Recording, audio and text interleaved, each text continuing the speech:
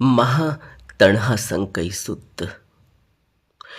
इसके भाग 1 में हमने बात की थी कि किस तरह से एक मनुष्य इस भवबंधन में उलझता है। बुद्ध ने हमें बताया कि अविद्या से संस्कार पैदा होता है, संस्कार से विज्ञान, विज्ञान से नाम रूप, नाम रूप से षडायतन और षडायतन से स्पर्श, स्पर्श से वेदना, वेदना से तृष्णा, तृष्णा के उपादान और उपादान से भव और भव से यह जन्म और मरण। इन 12 चक्रों को बुद्ध ने हमें बताया कि किस तरह से महातणहा संकई सुत्त के जरिए हम यह समझते हैं कि इस भवबंधन में हम कैसे उलझते हैं। अब बुद्ध हमसे कहते हैं कि क्या भिक्षुओं, तुम यह जानते हो, जैसा कि मैं कहता हूं कि इसके न होने से यह नहीं होता। यानी अगर भव का निरोध हो तो उपादान का निरोध होना जरूरी है। उपादान यानी अटैचमेंट, भव यानी जन्म मरण। अगर जन्म मरण का निरोध करना है, जन्म मरण से बचना है, तो अटैचमेंट से बचना होगा, उपादान से बचना होगा। और अगर उपादान का निरोध चाहते हो, अटैचमेंट से बचना चाहते हो, तो तृष्णा का निरोध करना होगा, यानी तृष्णा से बचना होगा। और तृष्णा का निरोध अगर चाहते हो तो वेदना का निरोध करना होगा। वेदना यानी जो अंदर भाव पैदा होता है, किसी वस्तु को देखकर एक तृष्णा जगती है, वो भाव का निरोध करना होगा, उस इच्छा का विरोध करना होगा, निरोध करना होगा, उस इच्छा को मिटाना होगा। और अगर इच्छा को मिटाना है तो स्पर्श का निरोध करना होगा। स्पर्श भाग 1 में हमने बात की थी कि हम आहार लेते हैं चक्षु से, आंखों से आहार लेते हैं। यानी आंख से कोई वस्तु दिखती है, अंदर एक छाप पड़ जाती है, फिर वह छाप बार बार मस्तक पटल पर आती जाती रहती है, विचार बनने लगता है, तो वह स्पर्श हो जाता है। स्पर्श का निरोध करना होगा। और अगर स्पर्श का निरोध करना है तो षडायतन का निरोध करना होगा। षडायतन का अर्थ है 5 इंद्रियां और छठा मन। 5 इंद्रियों से स्पर्श बनता है, 5 इंद्रियों से यह मन रस लेता है, स्पर्श करता है, अंदर छाप पड़ती है। और अगर षडायतन का निरोध करना है तो नाम रूप का निरोध करना होगा। यानी नाम, संज्ञा, संस्कार और विज्ञान। संज्ञा, संस्कार, वेदना विज्ञान के अंतर्गत आती है, और रूप, यह जो स्थूल रूप है। और जब नाम रूप का निरोध करना है तो विज्ञान का निरोध करना होगा, क्योंकि विज्ञान, कॉन्शियसनेस पैदा होती है तो अंदर विचार उठते हैं, वेदनाएं उठती है, संस्कार पैदा होता है।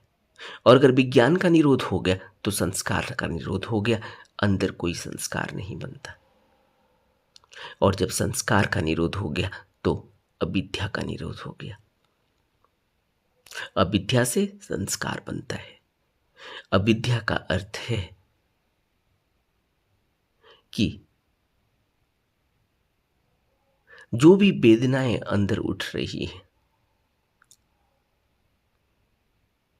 मैं उनसे अनभिज्ञ हो जाता हूं। अंदर मोह उठा, अंदर लोभ उठा, अंदर राग उठा, मैं उसको गहरे में देख नहीं पाया, उन वेदनाओं को समझ नहीं पाया, और वो वेदनाएं अंदर नहीं देख पाने की वजह से, नहीं समझ पाने की वजह से उन्होंने अंदर एक संस्कार बना दिया। भाव उठे, विचार उठे, गहरे में जड़ बन गई और विज्ञान का आविष्कार हो गया। कॉन्शियसनेस यानी पूरी चेतना वो अंदर बने हुए संस्कारों को रूप देने में लगी, नाम रूप पैदा हो गया। इस तरह से यह पैदा होता है, इस तरह से मनुष्य पैदा होता है, इस तरह से यह भवबंधन पैदा होता है।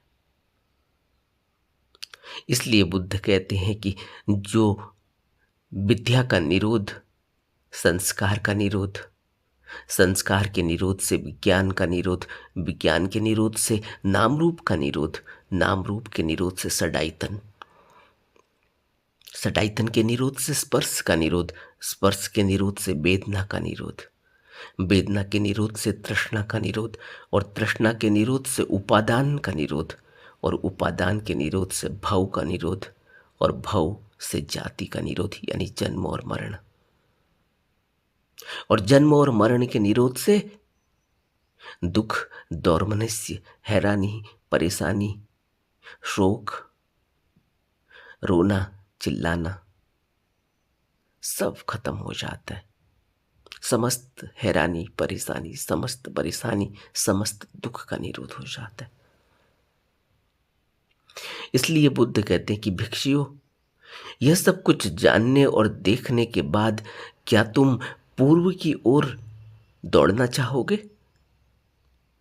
पूर्व का अर्थ है अतीत की ओर, कि मैं अतीत में यह था, या मैं अतीत में यह नहीं था, या अतीत में हम क्या थे और अतीत में हम कैसे थे, अतीत में हम क्या होकर क्या हुए थे, क्या हम यह जानना चाहेंगे? भिक्षु कहते हैं नहीं, हम नहीं जानना चाहेंगे। इसलिए क्योंकि इसको जान के क्या होगा? सारी बात तो यही है कि हम बंधन में थे और अनंत समय से बंधन में थे। कुछ भी होकर हम कुछ हुए हों, कुछ भी नहीं होने की वजह से हम कुछ होना चाहते हों, जो कुछ भी हुआ था ये सब कुछ ही बंधन था। अब हम इस बंधन में क्यों फंसना चाहेंगे? हम क्यों जानना चाहेंगे अतीत को? फिर बुद्ध पूछते हैं कि भिक्षुओं, अगर तुम इस प्रकार जानते हुए, देखते हुए, समझते हुए, क्या आगे भविष्य में हम क्या होएंगे, भविष्य में हम क्या नहीं होएंगे, भविष्य में हम क्या होकर क्या होएंगे, क्या तुम यह जानना चाहोगे? भिक्षु कहते हैं नहीं बनते, हम नहीं जानना चाहेंगे। तब बुद्ध कहते हैं कि भिक्षुओं, इस प्रकार जानते हुए, देखते हुए, क्या तुम वर्तमान काल में अपने भीतर इस प्रकार कहने सुनने वाले होगे कि क्या मैं हूं या मैं नहीं हूं, मैं क्या हूं, मैं कैसा हूं, यह सत्व कहां से आया, यानी यह प्राणी कहां से आया और यह कहां जाने वाला होगा? भिक्षु कहते नहीं बनते, हम नहीं जानना चाहते। तब बुद्ध कहते हैं कि फिर भिक्षुओं, इस प्रकार देखते जानते हुए क्या तुम ऐसा कहोगे कि शास्ता हमारे गुरु हैं, शास्ता के गौरव से हम ऐसा कहते हैं, शास्ता के ख्याल से हम ऐसा कहते हैं?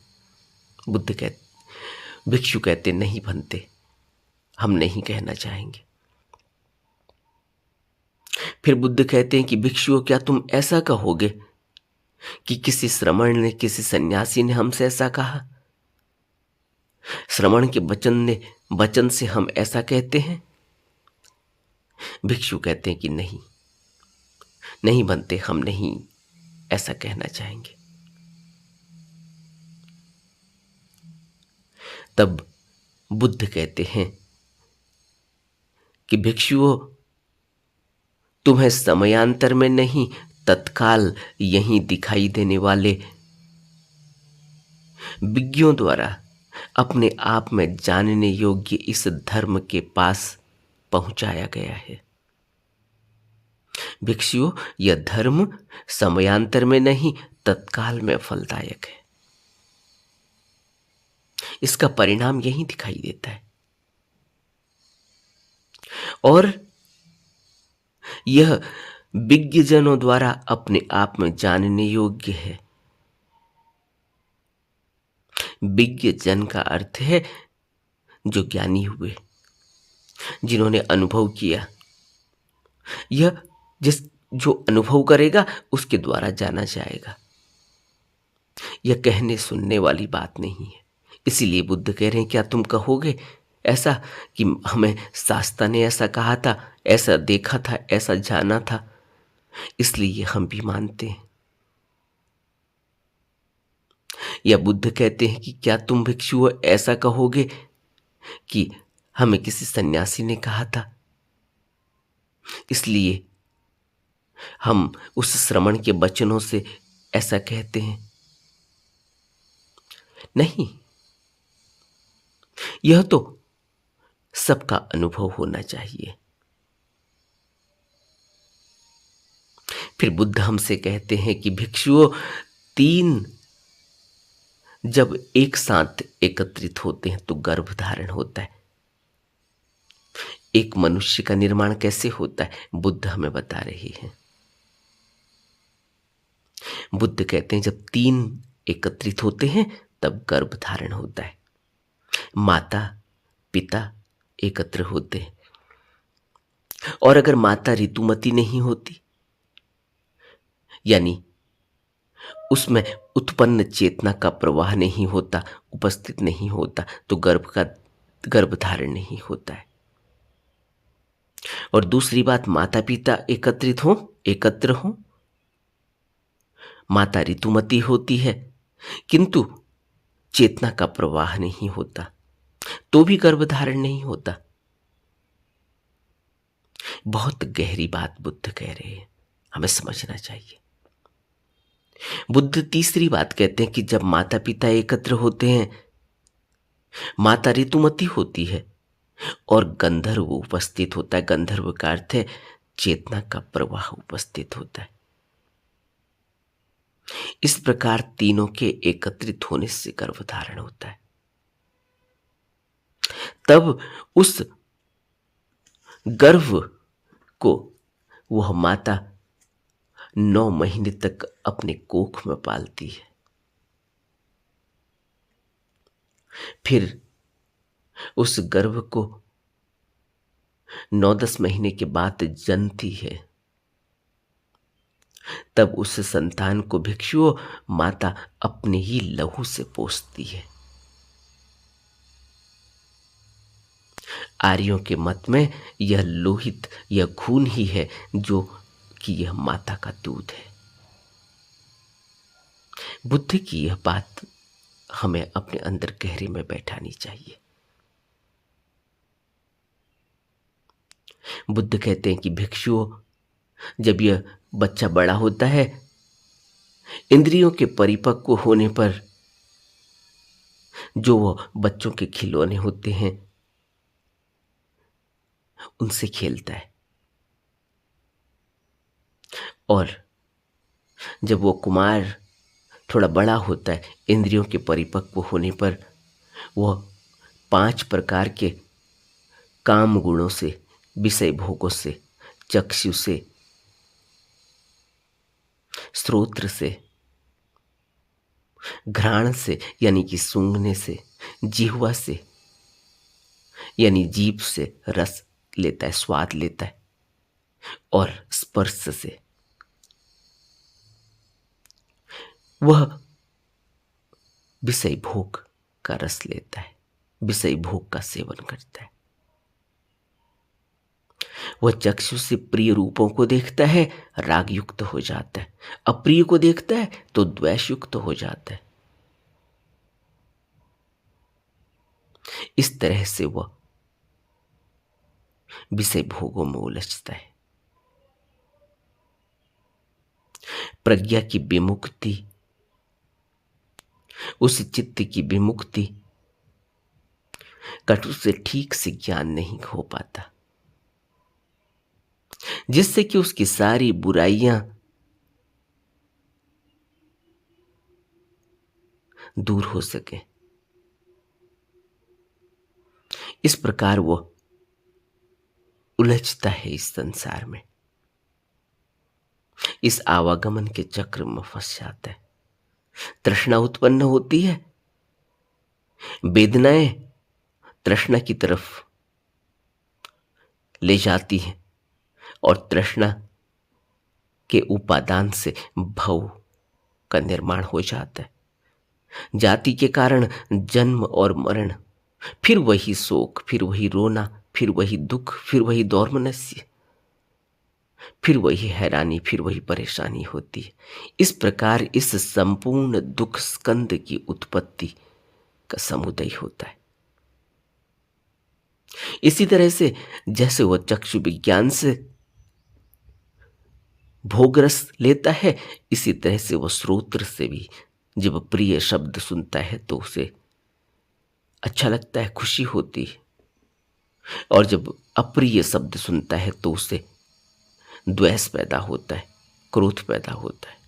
इसी तरह से सूंघने से प्रिय और अप्रिय, और इसी तरह से जीवा से प्रिय और अप्रिय, और इसी तरह से इस काया के स्पर्श से छूकर उसे प्रिय और अप्रिय, और यह मन में जो धर्म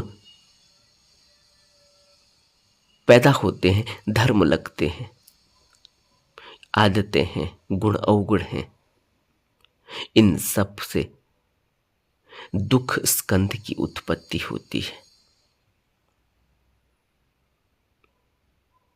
बुद्ध हमें एक मनुष्य के पैदा होने से लेकर उसके इस भवबंधन में फंसने तक की पूरी रचना को समझा रही है इस महातणहासंकय सूत्र में।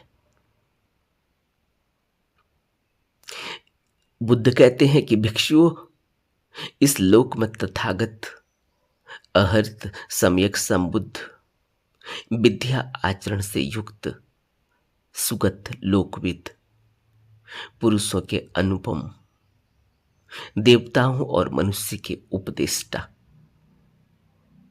बुद्ध उत्पन्न होते हैं, और वे ब्रह्मलोक, मारलोक, देवलोक सहित इस लोक को देव और मनुष्य सहित श्रमण ब्राह्मण युक्त सभी प्रजा को स्वयं समझकर, अपना समझकर धम्म को बतलाते हैं। वे आदि में भी कल्याणकारी होते हैं, मध्य में भी कल्याणकारी होते हैं, और अंत में भी कल्याणकारी धर्म को अर्थ सहित, व्यंजन सहित उपदेश देते हैं।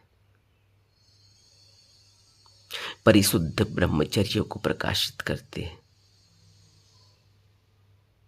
कोई भी गृहपति, कोई भी पुत्र किसी भी छोटे कुल में उत्पन्न हो सुने, कोई भी बड़े कुल में उत्पन्न हो सुने, वह उस धर्म को सुनकर तथागत के विषय में श्रद्धा लाभ पैदा करता है, उसके अंदर श्रद्धा उत्पन्न होती है। इसीलिए श्रवण अति आवश्यक है। और जब बुद्ध के उपदेशों को सुनकर उसके अंदर श्रद्धा पैदा होती है, विश्वास पैदा होता है, और फिर वो फैसला करता है कि मैं प्रवर्जित हो जाऊं। यह प्रवर्जित होना ही उसके संकल्प का निर्धारण करता है, और फिर वो प्रवर्जित हो जाता है और भिक्षुओं की शिक्षा समान जीविका को प्राप्त हो प्राणातिपात छोड़ यानी प्राणी हिंसा से विरत होता है, दंड त्यागी होता है, शस्त्र त्यागी होता है, लज्जालु होता है, दयालु होता है, सर्व प्राणियों में सारे प्राणी भूतों का हित और अनुकंपक हो बिखरता है। बहुत ही महत्वपूर्ण सूत्र, बहुत ही महत्वपूर्ण बात बुद्ध यहाँ हमें बता रहे हैं कि जब कोई प्रवर्तित हो जाता है, दीक्षित हो जाता है, तब वो कैसा हो जाता है। बुद्ध कहते हैं कि वह प्राणी हिंसा को छोड़ता है, समान जीविका को प्राप्त होता है, शिक्षित हो जाता है, दंड का त्यागी होता, वो किसी को दंड देता नहीं, फिर दंड देने का हकदार वह नहीं, वो शस्त्र त्यागी हो जाता, वो किसी भी प्रकार का शस्त्र अपने पास नहीं रखता, लज्जालु हो जाता है, दयालु हो जाता है, सभी प्राणियों और सभी प्राणी भूतों का हित और अनुकंपक होता है। वह चोरी नहीं करता, वह बिना दिए हुए किसी भी वस्तु को लेता नहीं, उसका चित्त पवित्र हो जाता है, वो पवित्र चित्त होकर विहरता है। अब ब्रह्मचर्य को छोड़ता है, ब्रह्मचारी हो जाता है, धर्म मैथुन से विरत हो जाता है, ग्राम्य धर्म मैथुन, दूर रहने वाला होता है, मृषावात को छोड़ता है, किसी भी प्रकार का नशा नहीं लेता, सत्यवादी होता है, झूठ नहीं बोलता,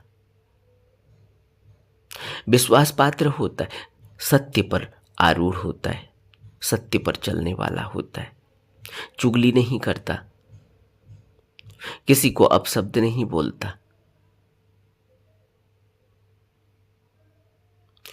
इस तरह से एक भिक्षु कटु वचन को छोड़ मृदु वचन बोलने वाला होता है,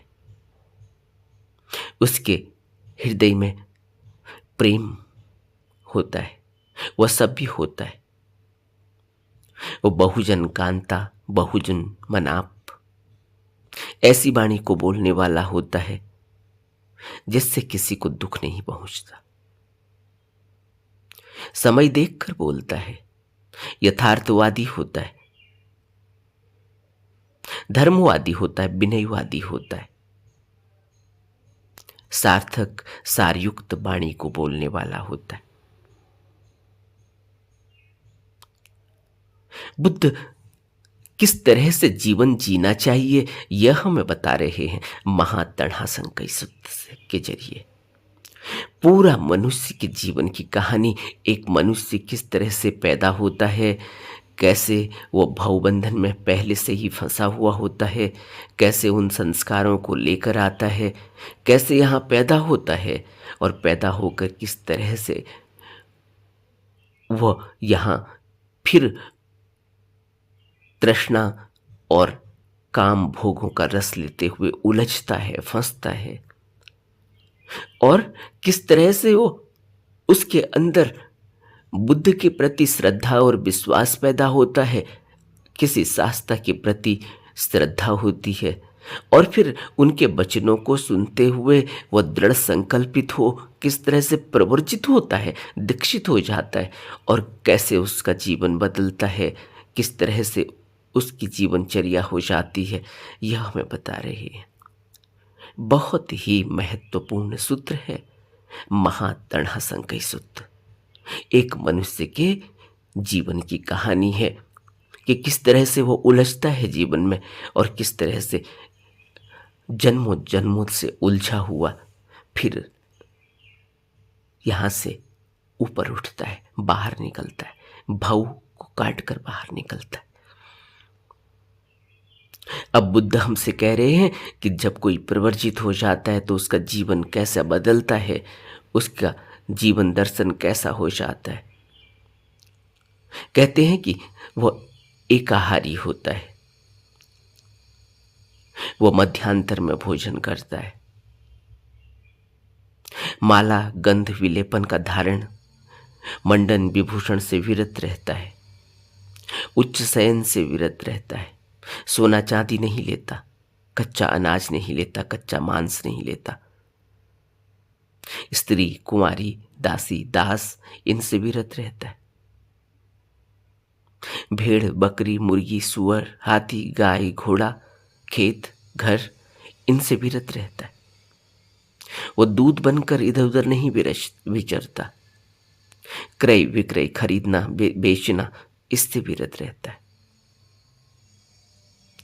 वह घूस नहीं लेता, वो जालसाजी नहीं करता, वो मिथ्याचरण नहीं करता, वो कोई बद्ध बंधन में नहीं फंसता, वो कोई डांका नहीं डालता, वो किसी के विनाश का नहीं सोचता, वह इन सब से विरत रहता है।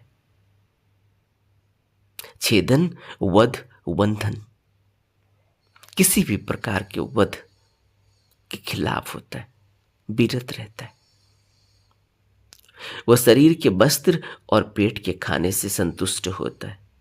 वह जहां भी जाता है अपना सामान लेकर जाता है। बुद्ध कहते हैं कि एक भिक्षु तो पक्षी की तरह होता है, वह अपने पक्ष भार से उड़ता है और उसके कोई निशान नहीं बनते। बहुत ही महत्वपूर्ण सूत्र है। सील स्कंद सदाचार समूह से युक्त होता है, निर्मल सुख को अनुभव करने वाला होता है। वो जब आंख से देखता है किसी आकृति को तो अनुव्यंजन का ग्रहण करने वाला नहीं होता। अभी बुद्ध हमें आगे बताकर आए हैं कि आंख से देखकर जब कोई वस्तु का स्पर्श होता है मस्तक पटल पर तो क्या होता है, तृष्णा जगती है, उपादान पैदा होता है, अटैचमेंट। और बुद्ध हमें यहां कह रहे हैं कि जब कोई इस तरह से नियमबद्ध हो जाता है, प्रवर्जित हो जाता है, दीक्षित हो जाता है, सन्यासी हो जाता है, फिर उसका जीवन कैसा होता है। और फिर वो जब वो आंख से देखता है किसी निमित्त को, किसी आकृति को, किसी वस्तु को, किसी पदार्थ को, तो वह ग्रहण करने वाला नहीं होता। यानी उसका कोई भी पदार्थ से कोई आग्रह नहीं होता, वो पदार्थ पर चिपकता नहीं, वो उसको अंदर लेता ही नहीं। वो देखता है लेकिन ग्रहण नहीं करता। वह न तो उस राग में उलझता, चक्षु इंद्रिय से देखकर कोई राग में नहीं उलझता, और न कोई द्वेष में उलझता। उसे अच्छा नहीं लगता अगर, तो वह उसके प्रति कोई द्वेष नहीं रखता, कोई नफरत नहीं रखता, कोई बुराई नहीं रखता। अगर हम आंख से देखें तो ऐसे ही देखें कि हमारे अंदर वो वस्तु, वो पदार्थ का कोई प्रक्षेपण न हो, वो हमारे अंदर चित्त में न बैठे, क्योंकि चित्त में बैठते ही तृष्णा पैदा होती है, उपादान पैदा होता है। इसी तरह से बुद्ध हमें बाकी इंद्रियों के बारे में भी बता रहे हैं। कानों से सुनता है लेकिन उन वचनों को अपने अंदर नहीं पकड़ता। शब्द सुनकर निमित्त और अनुव्यंजन का ग्रहण करने वाला नहीं होता, और जब वो सूंघता है गंध को तो वह उसको ग्रहण कर निमित्त और अनुव्यंजन का ग्रहण करने वाला नहीं होता। जिह्वा से रस लेता है और काया से स्पर्श करता है, लेकिन उसको अंदर नहीं लेता। मन से धर्म ग्रहण करता है, लेकिन उन धर्मों का अनुव्यंजन नहीं करता, उनको ग्रहण करने वाला नहीं होता। इस प्रकार वह आर्य इंद्रिय संवर से युक्त हो अपने भीतर निर्मल सुख को अनुभव करता है। बुद्ध कहते इंद्रिय संवर, यानी उसकी इंद्रियां वश में हो जाती है। और जब इंद्रियां वश में हो जाती हैं, इंद्रियां संवर हो जाता है, जो भी आर्य इंद्रिय संवर हो जाता है, शील स्कंद युक्त हो जाता है, आर्य स्मृति संप्रजन्य से युक्त हो अपने में निर्मल सुख को अनुभव करता है।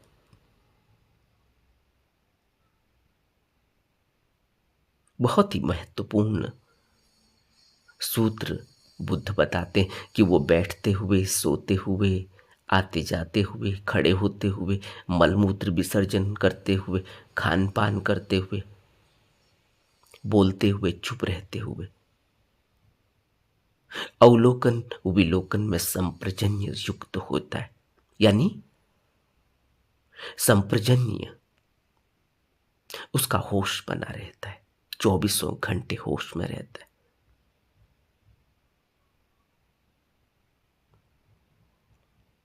और जब ऐसी स्थिति हो जाती है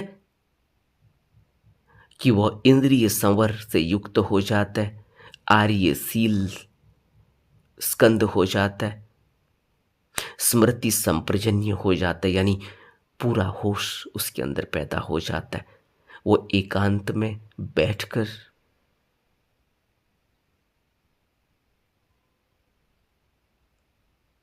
अपनी स्मृति को सीधा रखता हुआ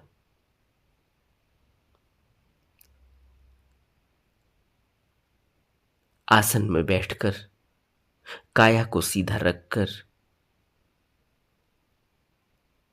स्मृति संप्रजन्य हो अभ्यास करता है। और अभ्यास करता है तो अविद्या यानी लोभ, अविद्या रहित चित्त वाला होकर बिहरता है। चित्त को अविद्या से शुद्ध करता है। व्यापाद यानी द्वेष को छोड़ता है। स्त्यान मृद्धो यानी शारीरिक और मानसिक आलस्य को छोड़ता है। औद्वत्य कौकृत्य यानी किसी भी प्रकार का संशय, संदेह, विचिकित्सा, उद्वत्पन और हिचकिचाहट को छोड़ता है। शांत चित्त से बिहरता है। विचिकित्सा रहित हो यानी संदेह को छोड़कर निसंकोच भलाई में संलग्न हो, कुशल कर्म करता हुआ अपने चित्त को शुद्ध करता है। यानी यह 5 प्रकार के जो संयोजन हैं, इनसे ऊपर उठता है। अविद्या, व्यापाद, स्त्यान मृद्ध, औद्वत्य कौकृत्य और विचिकित्सा। यह 5 जो मनुष्य के मन को, मनुष्य के चित्त को शुद्ध नहीं होने देते।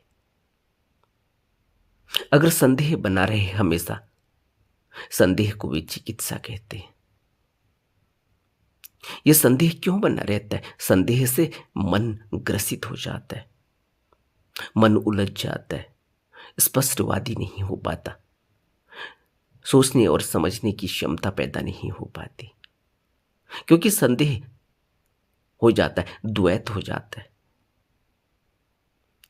हमेशा 2 में बटा रहता है।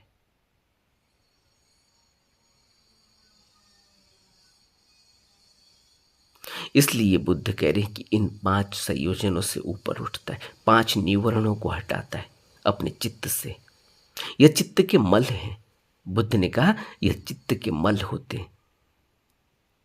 यह मल यानी गंदगी, चित्त में ये गंदगी लगी हुई होती, इस गंदगी को साफ करता है एक अभ्यास में लगा हुआ व्यक्ति।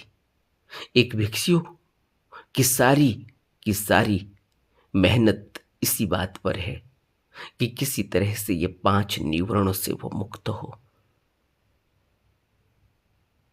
अविद्या को छोड़े। अविद्या बहुत गहरा अर्थ रखती है,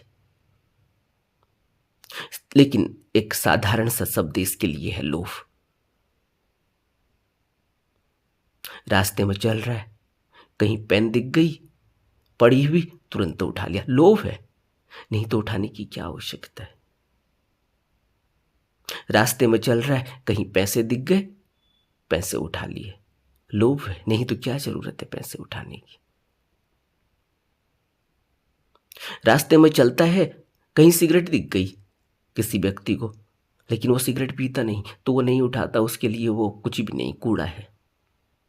लेकिन अगर पैसा गिरा हुआ हो और उठा ले तो इससे यह पता चलता है कि लोभ है। पैसे की जरूरत है, पैसे से कुछ सामान आ जाएगा। और अगर कोई व्यक्ति रास्ते में चल रहा है, सिगरेट पीने वाला हो, सिगरेट पड़ी हुई मिल जाए, उठा लेगा कि चलो सिगरेट पी लेते। इसलिए बुद्ध अविद्या को लोभ एक शब्द इस्तेमाल करते, वहीं से जुड़ा हुआ है। क्योंकि वेदना उठी है अंदर, वेदना देख नहीं पाया। अगर वेदना को देखा जाए वहां कि मेरा तो कुछ भी नहीं, मुझे सब मिला ही हुआ है,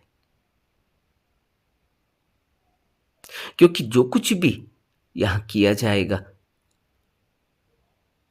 आंख से कोई वस्तु दिखी, काम की हो या न हो, आंख से दिखी और अंदर वेदना उठी, उस वेदना को नहीं पकड़ पाया तो अविद्या हो गई।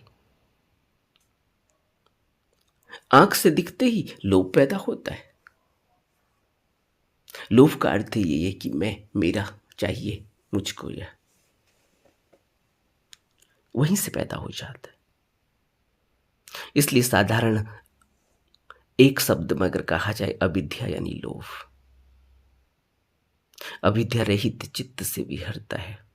और इन 5 प्रकार के संयोजनों को, 5 निवरणों को चित्त से हटाना, यही उसकी सबसे बड़ी परीक्षा है, यही उसका सबसे कठिन कार्य है, यही उसका अभ्यास है।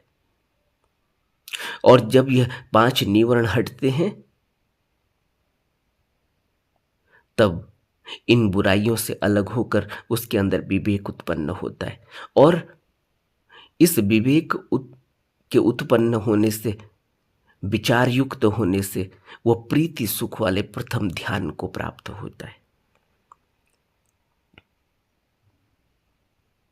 प्रथम ध्यान पैदा होता है, फिर द्वितीय ध्यान प्राप्त होता है, प्रसन्न चित्त, एकाग्रता प्राप्त होती है, वितर्क विचार रहित हो जाता है। और फिर तीसरे ध्यान को प्राप्त होता है, फिर चौथे ध्यान को प्राप्त होता है। इस तरह से अब उसके अंदर जो स्थिति पैदा होती है वो यह है कि जब वो चक्षु से रूप देखता है तो प्रिय रूप देखने से राग युक्त नहीं होता और अप्रिय रूप देखने से द्वेष युक्त नहीं होता। कायिक स्मृति को कायम रख कर बिखरता है। उसकी स्मृति ऐसी हो जाती है कि अब कुछ भी दिखा, चक्षु से अंदर वेदना उसको पता लग जाती है, वो वेदना को पकड़ लेता है, स्मृति पैदा हो गई। इसी तरह से बाकी 5 इंद्रियों का भी वह कोई अभिनंदन नहीं करता। इस प्रकार से जब 5 इंद्रियों पर उसका नियंत्रण हो जाता है, उसकी स्मृति बनी रहती है, तब तृष्णा निरुद्ध हो जाती है। और तृष्णा के निरोध से उपादान निरुद्ध हो गया, उपादान के निरोध से भव का निरोध हो गया, भव के निरोध से जन्म का निरोध हो गया, जन्म के निरोध से मरण, शोक, रोना, कौंदना, दुख, दौर्मनस्य, हैरानी, परेशानी सबका निरोध हो जाता है। यानी दुख पुंज का ही निरोध हो जाता है।